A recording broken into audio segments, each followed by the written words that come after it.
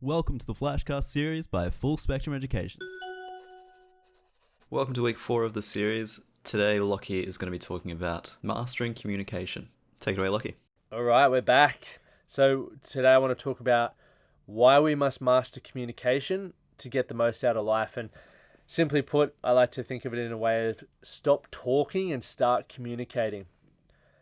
What I've seen a lot for us as men is where we can talk the house down, we can grab a pint, grab a bowl of nuts and chat with our mate about sport and various other topics, but we never really communicate on a more in-depth level about what we're going through, what experiences we're having, maybe how we're feeling.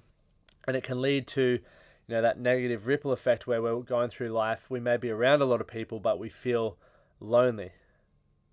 Not necessarily alone, but we feel lonely. We don't feel like we're being heard.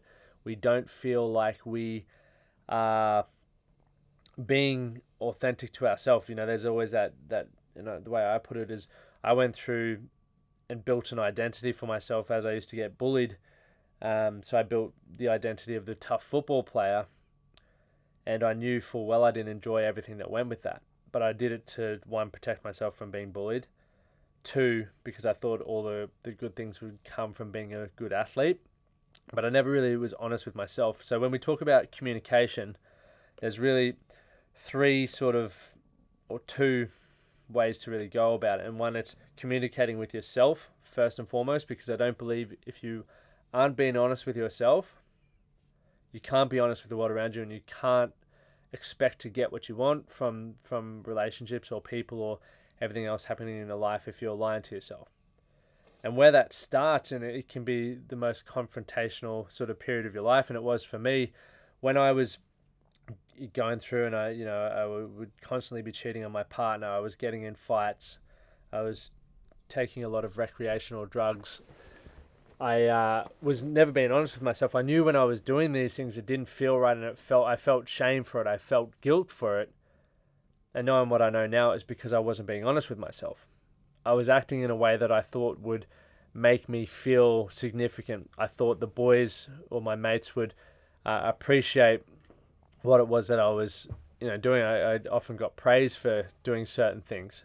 It's important to really build that communication with yourself and the self-talk, right? So a good way to reflect on this is how have you spoken to yourself today, or how have you thought about yourself today? Has it been in a negative, disempowering way? Is it like, I'm not worthy, I can't do that?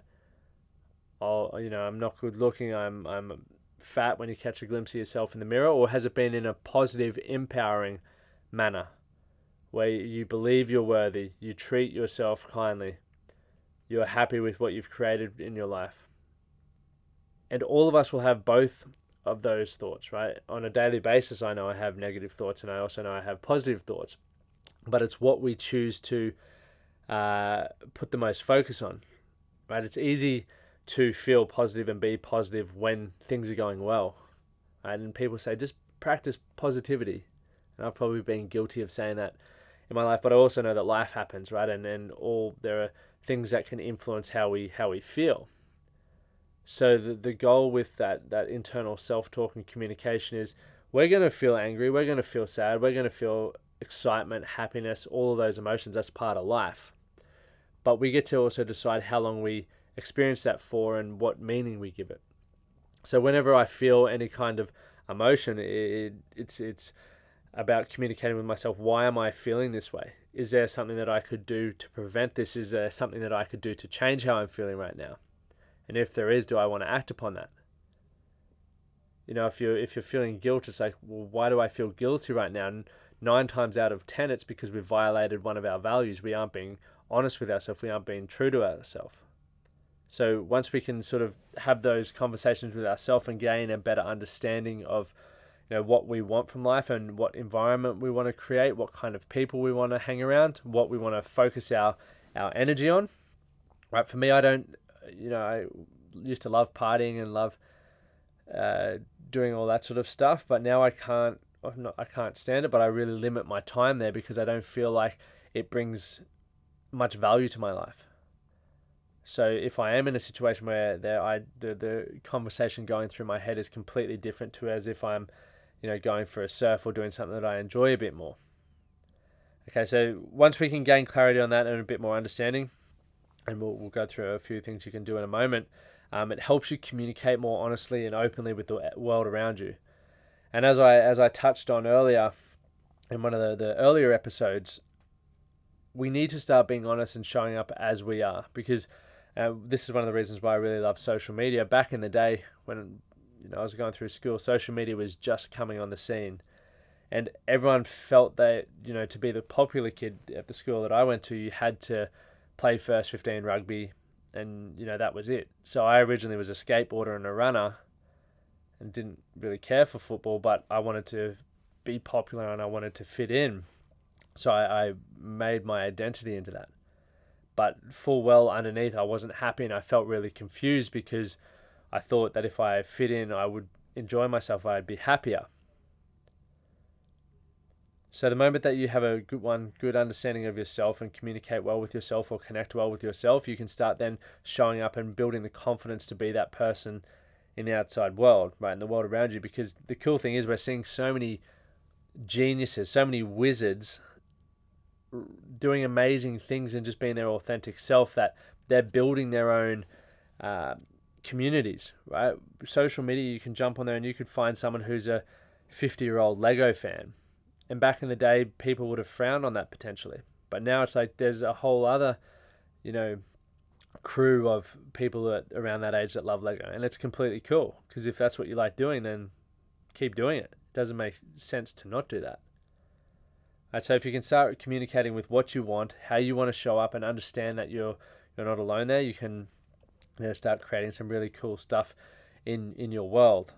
And how we can get that across, right, to the outside world, there's two ways. Obviously, a lot of us, when we talk about communication, there's certain communication and uncertain communication.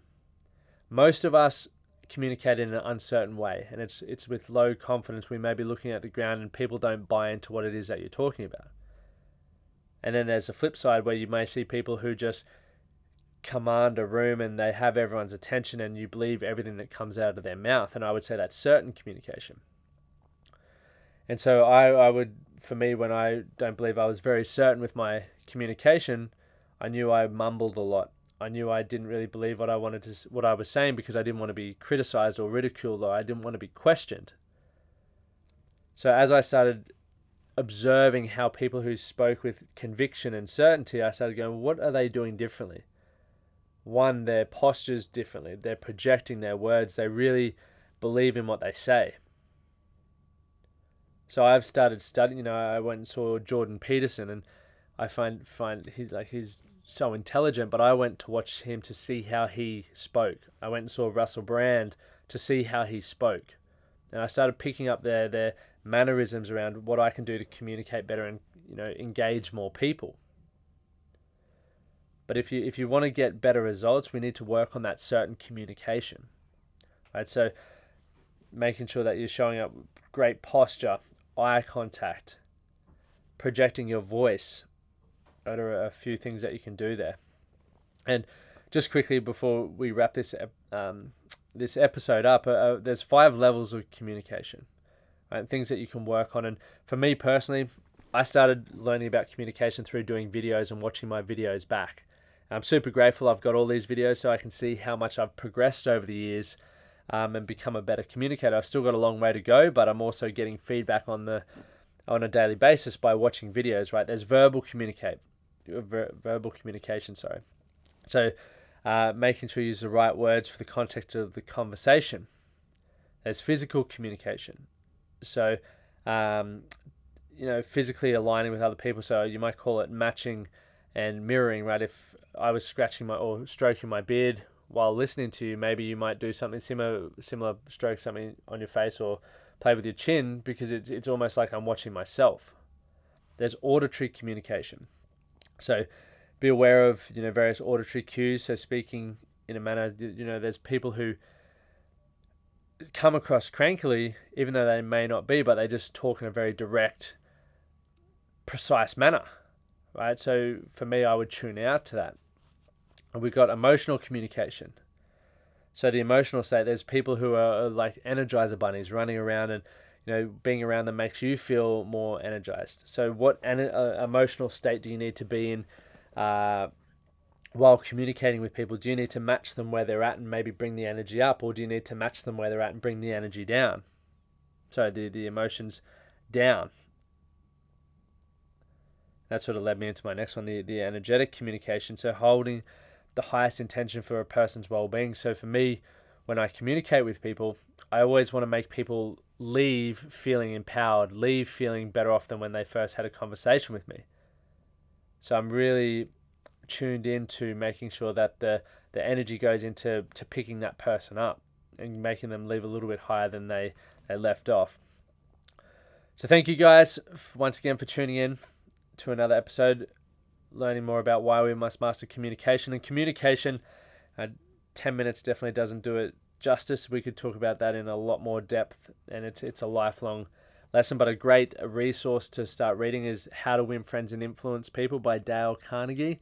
It's a phenomenal book to get you started on learning more about communication. Next week, we're going to be talking about understanding your emotional home.